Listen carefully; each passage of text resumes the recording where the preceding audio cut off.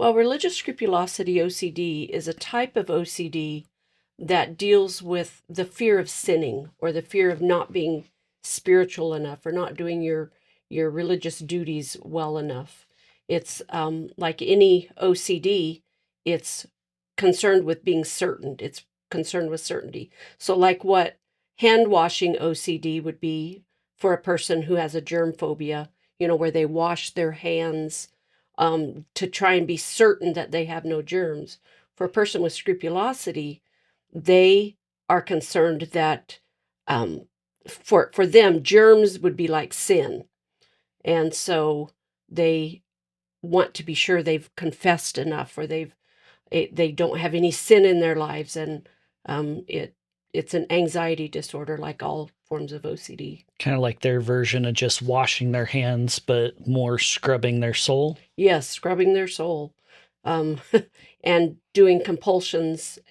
So the obsession would be sin. The compulsion would be things like reading scripture or quoting uh, the songs or specific things to help them deal with the anxiety that comes from the obsession.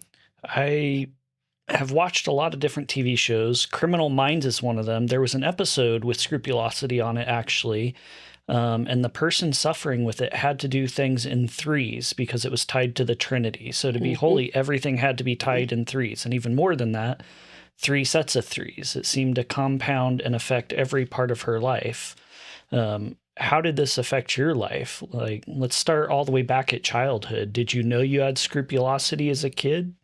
I didn't know I had scrupulosity until actually about 10 years ago, but I started developing scrupulosity when I was about 11 or 12 years old.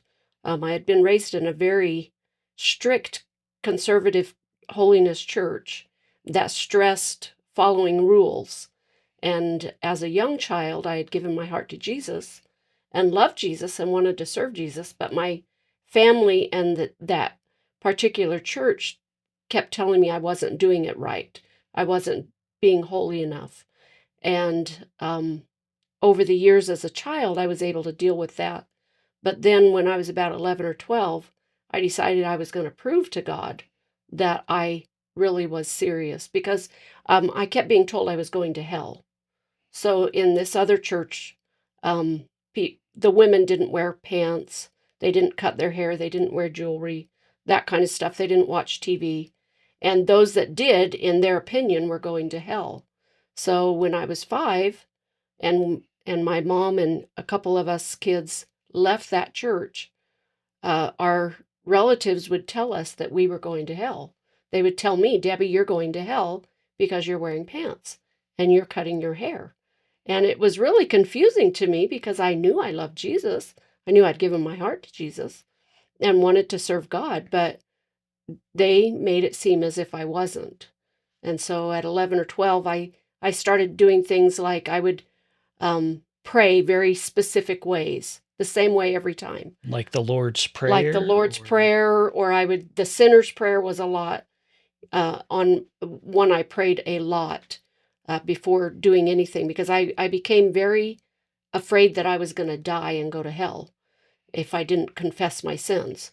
And so I started confessing my sins all the time. And even things I hadn't done, I became afraid that maybe I had done something. And so I would confess to attitudes or things I hadn't even done just to be sure I had confessed everything and wasn't going to be surprised and go to hell.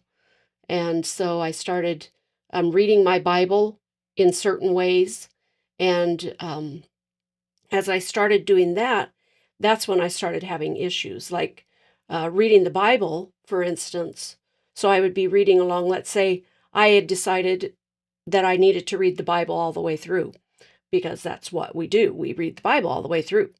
And so here I am over reading the book of Numbers. And if anybody's ever read that, it's a delightful book with 500 zillion names that you can't pronounce. And so I'm reading along and I'm like, oh no, I think I forgot a word. I think I missed a word. So I would go back and reread the verse again, making sure I read every word. Oh no, what if I missed it again? And so I would read and reread and reread the same verses or the same passages. And then the thought would start to occur to me, well, why am I skipping passages? Is Satan deceiving me? Which is one of the things that the church would tell you, is Satan's trying to deceive you. Or am I just really not wanting to be a Christian? Am I not wanting to read something and obey God?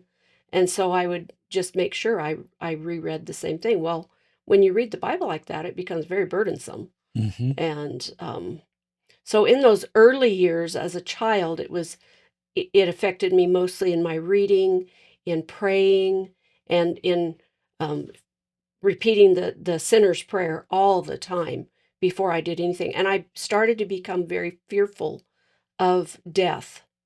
Um, like I remember as a child, I couldn't cross a bridge by myself. Now, if I was in a car with somebody or with somebody, I could cross a bridge, but I could not cross a bridge by myself. I was terrified that I would lose self-control and jump in. And I mean, it seems irrational now, but that was a very real fear that I lived with. Excuse me. In Go in ahead. your book, you talked a little bit about it's not like that you're afraid of falling, but Right. you're afraid that you might lose control and jump off because, and I'm skipping ahead and around in the Hmm. book, but you mentioned that if something crosses your mind, then that's truth. It's not just Yes. a random floating thought. Right. So it's like if a person's driving, they might have a random thought, what would happen if I swerved and hit the edge of a bridge?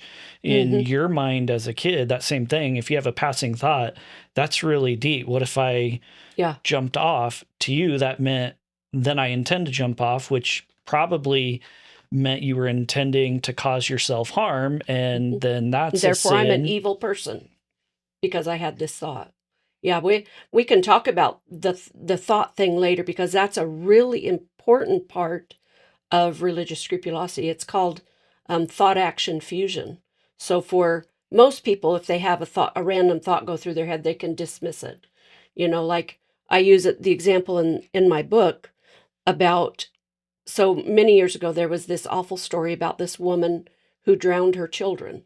And so the next time when I was giving my child a bath, the thought crossed my mind, I could drown my child. Well, most people can just dismiss that as, oh, I saw that on TV. I'm not ever going to do that. But for a person with scrupulosity, they think, I had this thought, I must want to do it.